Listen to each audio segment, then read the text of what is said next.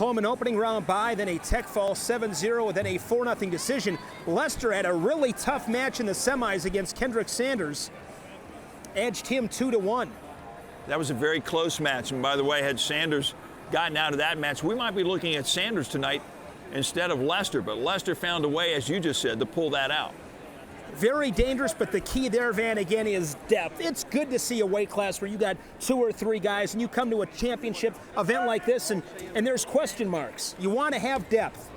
They head into the out-of-bounds area, and stepping out of bounds goes Ellis Coleman. So Justin Lester picks up 1 point. He goes up 3-1 right now.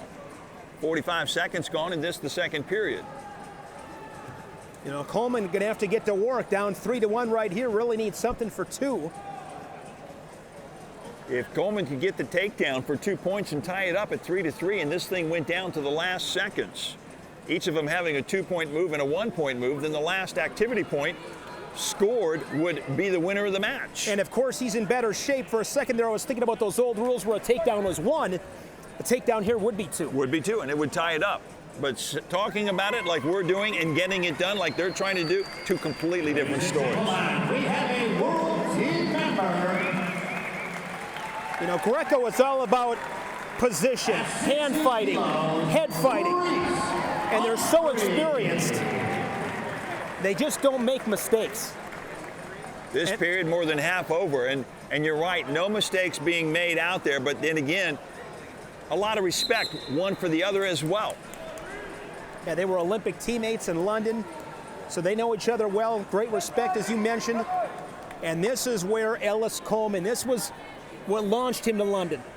Now this is a caution called on Leicester, so Coleman says, I want Leicester in the down position. So they'll go to the parterre position, and like you talked about earlier, Shane, our abilities to be effective in the parterre position from the top, or even fight it off from the bottom, but particularly to score from the top, is oftentimes the key to success. In watching Coleman win the U.S. Open, he was tough on top, and this is where he wants to be. This is where his strength is.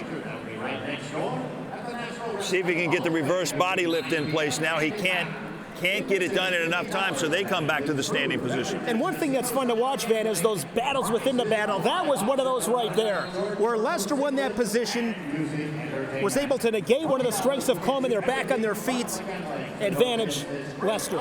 Under 45 seconds remaining in this, the second period. 3-1 lead right now by Justin Lester. One thing that stands out to me, too, watching Justin Lester, is his poise. Just in control. This is a man that was a world bronze medalist in 2006 and 2007. So you talk about poise, that comes from experience, and that's what Leicester has.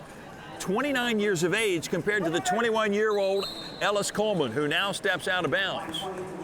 So Leicester picks up another point. And now a takedown will not do it. He needs to go into his bag of tricks. Maybe that flying squirrel. It's desperate times here for Ellis Coleman. And it's got to happen quick because they're under 10 seconds. Oh, there is the attempt, but defended nicely by Leicester. Coleman comes around for 2, but it's not going to be enough as time expires, and Justin Lester prevails over Ellis Coleman to win a spot on the United States World Team, set to go to Budapest, Hungary in September at 66 kilos.